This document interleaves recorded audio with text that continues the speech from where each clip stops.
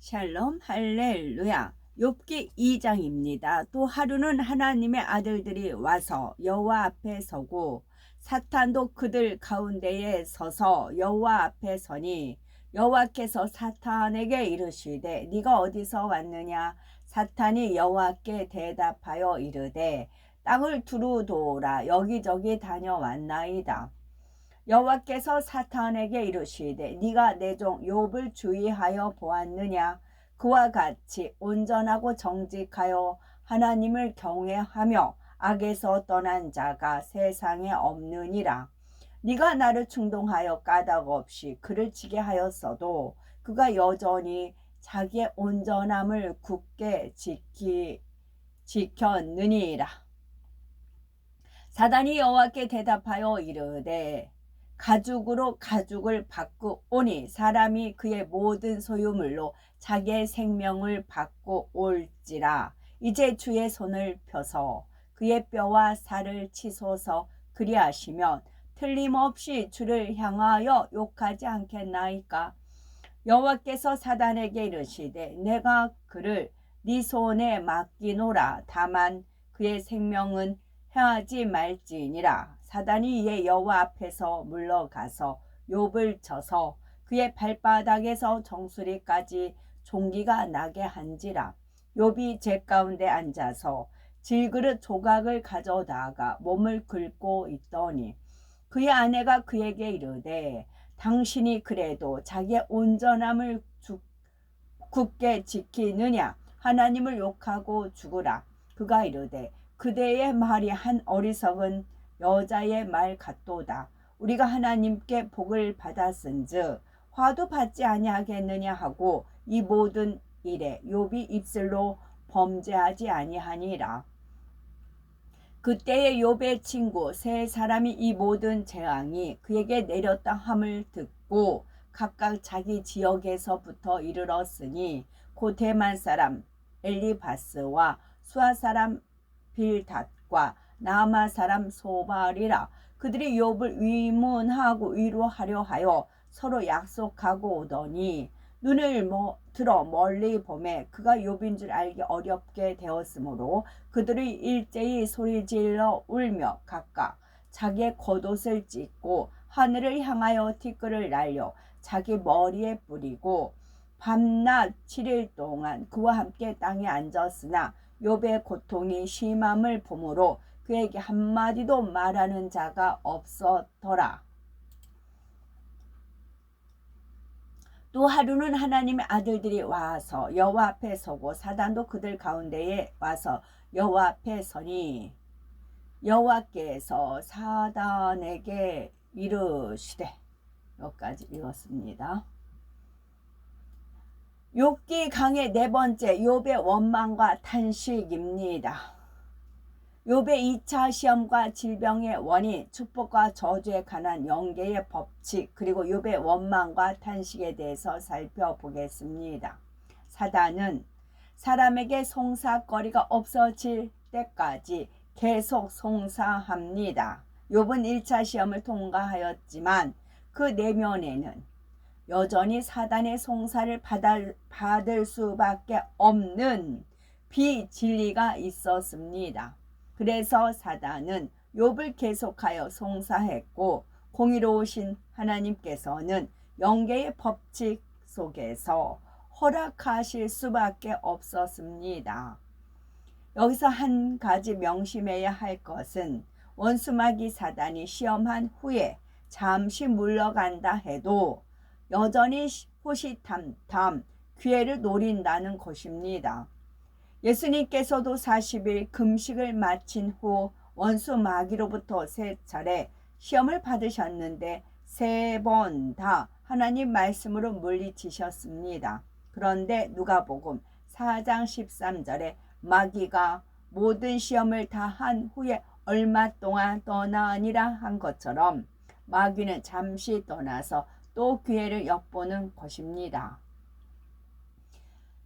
욥의 2차 시험. 그러면 이번에는 사단이 욥을 어떻게 송사하는지 살펴봅니다. 사단이 여호와께 대답하여 가로되 가죽으로 가죽을 바꾸오니 사람이 그 모든 소유물로 자기의 생명을 받고 올지라. 이제 주의 손을 펴서 그의 뼈와 살을 치소서. 그리하시면 정령 대면하여 주를 욕하리이다.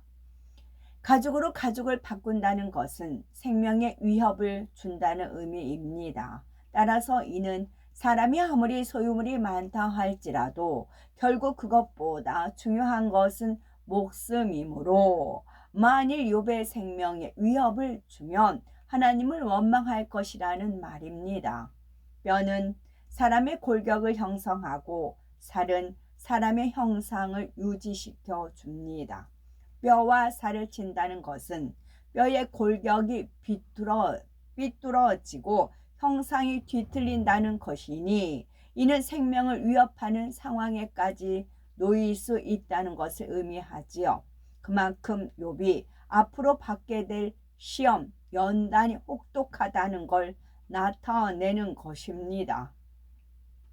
사단은 하나님께서 생사화복의 주권과 축복권, 저주권이 있음을 인정하면서 욥의 뼈와 살을 칠 수 있도록 맡겨주십시오 라고 청합니다. 그러자 하나님께서는 이번에도 사단의 송사를 허락하시는데 단 욥의 생명만은 해하지 말라 하시지요. 생명의 주권은 오직 하나님께만 있기 때문입니다. 하나님의 허락을 받은 사단이 욥을 치니 욥의 발바닥에서 정수리까지 온몸에 악창이 났지요. 악창이란 고치기 힘든 악성 부스럼을 말하지요. 욥에게 생긴 악창은 뼈마디 속에서부터 골마 피부에까지 드러나고 피부에서 다시 골마 심한 가려움증을 느끼게 하는 질병이었습니다. 처음에는 조그맣게 시작된 악창이었지만 긁을수록 급속히 번져나가 마침내는 발바닥에서 정수리까지 전신으로 퍼졌지요.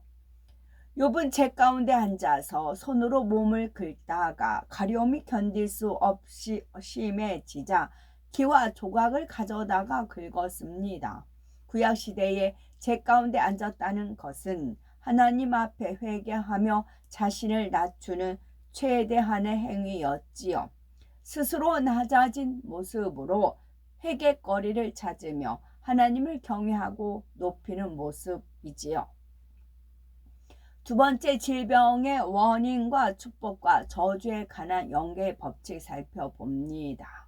욥의 아내는 고통받는 남편을 위로하지는 못할 망정 비아냥대며 무시하고 저주의 말까지 합니다. 그런데 욥은 이러한 아내에게 그대의 말이 어리석은 여자 중 하나의 말 같도다. 우리가 하나님께 복을 받았은즉 재앙도 받지 아니하겠느냐라고 대답하며 이 모든 일에 입술로 범죄치 아니합니다. 욥이 아내의 어리석음을 깨우쳐주고 또 입술로 하나님을 원망치 아니한 것은 잘한 것이지요. 그런데 우리가 하나님께 복을 받았은즉 재앙도 받지 아니하겠느냐라고 한 말은 옳지 않습니다. 욥의 오해이지요. 하나님께서는 아무 이유 없이 복도 주시고 재앙을 주시는 분이 아닙니다. 성경을 보면 질병의 원인이 무엇인지 어떻게 하면 축복을 받을 수 있는지 연계의 법칙이 자세히 기록되어 있지요. 출애굽기 15장 26절에 우리가 하나님의 말씀대로 살면 모든 질병으로부터 지켜주시겠다 약속하셨습니다. 또한 신명기 곳곳에 수없이 반복된 말씀이 바로 하나님의 계명을 지키면 복을 받고 그러지 않으면 저주가 임하리라는 내용입니다. 만일 이러한 공의의 법칙을 알지 못한다면 아파도 하나님의 뜻, 저주가 와도 하나님의 뜻, 가난해도 하나님의 뜻이라 하며 하나님을 독재자로 오해하게 되는 것입니다. 하나님은 사랑과 공의의 하나님이십니다.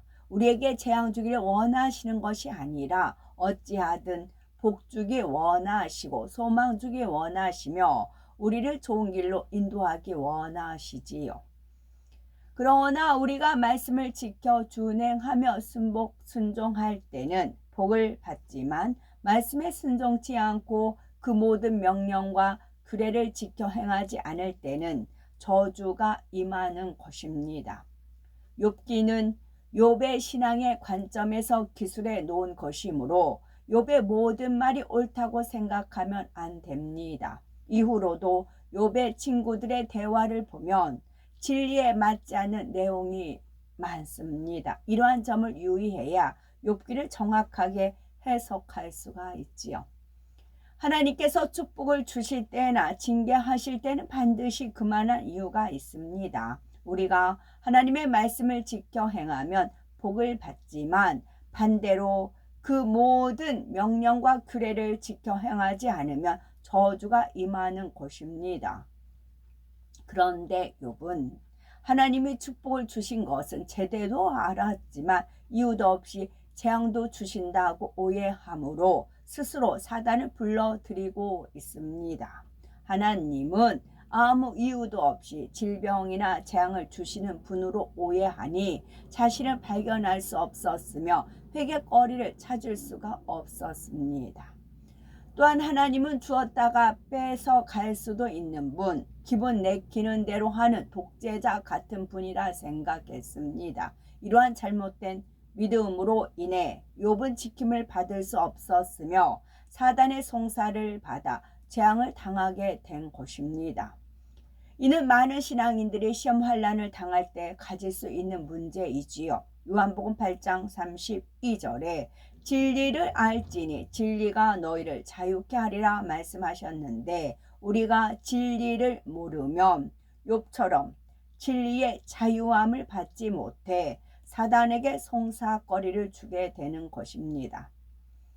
예수 그리스도를 영접함으로 하나님의 자녀가 된 권세를 받은 우리는 결코 원수마귀 사단의 놀이객감이 되지 말아야 하겠습니다. 그러기 위해서는 진리를 바로 알고 하나님의 뜻을 바로 분별할 수 있어야 합니다. 세 번째, 욥의 원망과 탄식. 욥은 평소에 덕이 있고 베풀기를 좋아했으며 그에게는 지식도 많았기에 주변에 사람이 많았습니다. 이러한 욥이 하루아침에 재물과 자식을 잃고 온몸이 엉망진창이 되었다는 소식을 친구들이 위로차 욥을 찾아왔지요. 친구들이 멀리서 욥을 바라보니 그 모습이 악창으로 인해 얼마나 흉하게 변했는지 알아보기가 힘들 정도였습니다. 너무나 참담한 상황이었기에 그들은 할 말을 잊은 채 먼저 말을 꺼내는 이가 없었지요. 그런데 이제까지 하나님을 경외하며 입술로 범죄하지 않았던 욥이 먼저 입을 열어 자신의 생일을 저주하기 시작합니다. 그 후에 욥이 입을 열어 자기의 생일을 저주하니라. 나의 난 날이 멸망하였더라면 나말을 베었다 하던 그 밤도 그리하였더라면 그날이 캄캄하였더라면 하나님이 위에서 돌아보지 마셨더라면 빛도 그 날을 비추지 말았었더라면 그 가운데서 즐거운 소리가 일어나지 말았었더라면. 욥기 3장 1절에서 7절입니다. 욥은 자신이 태어난 날과 자신의 생명을 저주하며 자신에게 생명을 주신 하나님까지 원망했지요. 구구절절 이어지는 원망과 단식 속에 자기의 태어난 것을 저주하고 있으니 그의 고통이 얼마나 심한지 알 수가 있습니다. 욥기 3장 8절에 큰 악어를 격동시키기에 익숙한 자가 그 밤을 저주하였더라면 했는데 큰 악어를 격동시키기에 익숙한 자란 도저히 사람으로서 할 수 없는 일까지도 서슴없이 행할 수가 있다는 뜻이 담겨 있습니다. 즉 욥은 악어처럼 사악한 누군가가 그날의 부모의 생명이든 자신의 생명이든 앗아가기를 바라는 것이지요. 욥이 이렇게 말한 것은 자신의 출생이 원망스러웠기 때문입니다. 다음 구절을 보면 그 밤에 새벽별들이 어두웠더라면 합니다. 성경에서 새벽별은 영적으로 각각 다른 의미로 쓰일 때가 있는데 여기에서 새벽별들은 욥의 부모를 가리키지요. 욥의 부모가 오늘 밤 사랑을 나누자 약속한 것을 지키지 아니했더라면 자신을 잉태하지 않았을 것이라는 뜻입니다.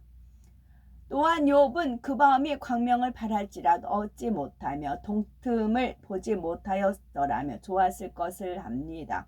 부모가 사랑하고자 하는 약속을 어겼다면 아무리 광명하다 할지라도 자녀를 얻지 못합니다. 또한 만일 이 세상에 동이 트지 않는다면 암흑세계가 되어 모든 것이 끝나게 될 것이니 자신도 잉태되지 않았을 것이라는 의미입니다.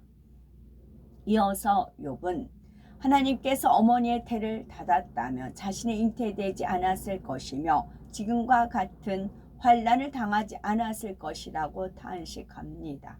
설사 잉태되었더라도 태에서 죽어 나왔거나 어머니가 난산하여 자신이 죽어버렸으면 지금의 고통을 받지 않았을 것이라며 자기를 태어나게 한 부모를 원망합니다. 또 욥이 태어났을지라도 어미가 젖을 물리지 않았으면 굶어 죽었을 텐데 어미가 젖을 먹였으므로 자신이 이렇게 고통당하고 있다는 것입니다. 욥은 자신의 영혼을 하나님이 취급하시는 줄 알면서도 자신의 태어남을 저주하고 있습니다. 결과적으로 하나님을 원망하고 있는 것이지요. 잠언 10장 22절에 여호와께서 복을 주심으로 사람으로 부하게 하시고 근심을 겸하여 주지 아니하시느니라 말씀한 대로 하나님은 복받을 사람에게 복을 주시되 재앙을 겸해 주시는 분이 아닙니다. 사람의 방법으로 얻은 복은 언제든지 무너질 수 있지만 하나님께서 영혼이 잘된 사람에게 주신 복은 결코 무너지지 않습니다. 하지만 욥은 하나님을 바로 알지 못하고 오해하여 두려워하였지요. 욥이 가진 육신의 생각은 본성 속에 있는 악에서 비롯된 것입니다. 이러한 본성 속의 악은 바로 연단을 통해 발견할 수가 있지요. 욥은 혹독한 연단을 받은 후에야 본성 속의 악을 깨닫게 됩니다. 그런데 꼭 혹독한 연단을 받아야만 본성의 악이 발견되는 것은 아닙니다. 하나님의 말씀과 기도로 자신을 조명하여 본성 속의 악을 발견하여 버릴 수가 있는 것입니다. 그러므로 우리는 욥기 말씀을 통해 내 본성 속의 악까지 깨닫고 신속히 버리시기 바랍니다. 욥기 강의는 여기서 끝이고요. 네 번째인가요? 악과 선, 악인을 쓰는 것도 선 쓰는 것도 하나님 그 스케줄에 따라 하나님 프로그램에 따라 움직입니다. 제가 이제 그 미국 트럼프 했을 때 부정선거라는 게 있는데 제가 이제 선거 참가인으로 참석을 해봤기 때문에 현장에서 제가 목도를 한 거거든요. 부정선거를 현장에서 제가 3차례를 참관을 했습니다. 3차례 모두 다 복격을 했어요. 이네들이 이제 자기들이 부정선거 할 수 있는 그런 이제 빌미를 다 주고 내부 외부 같이 이렇게 도둑질도 손발이 맞아야 된다잖아요. 그런 모든 걸 제가 직접 눈으로 목격한 그런 증인입니다. 그러던 중에 이제 그 부정선거 이제 되면은 트럼프가 안 될 수도 있지 않을까요? 이제 그런 마음을 품었어요. 그랬더니 먼저는 이제 부정선거로 인해서 이제 바이든이 됐잖아요. 근데 이번에도 역시 부정선거가 있었죠. 그랬는데 왜 트럼프가 됐을까요? 그 돈 최고 부자 일론 머스크 그 사람이 돈 몇 조를 썼다고 그러더라고요. 어제 어디 모임 가서 들었어요. 써가지고 감시를 한 거죠. 돈을 풀어가지고. 그래서 그 증거를 잡은 거죠. 왜요? 트럼프가 돼야 되니까. 트럼프가 안 돼야 되면 하나님께서 그냥 부정선거 하게 허락을 하세요. 그래야 이제 그런데 이번에는 트럼프가 돼야만 돼. 그러면 어떻게 해요? 부정선거는 악인들은 자기네 시스템대로 움직입니다. 악인들도 자기 시스템대로 움직입니다. 근데 하나님께서 트럼프를 세워야 되면 그 시스템을 이제 방지를 시키죠. 잡아내지요. 그러나 떨어뜨리게 되면 그 시스템대로 작동되게 합니다. 우리 삶도 마찬가지라고요.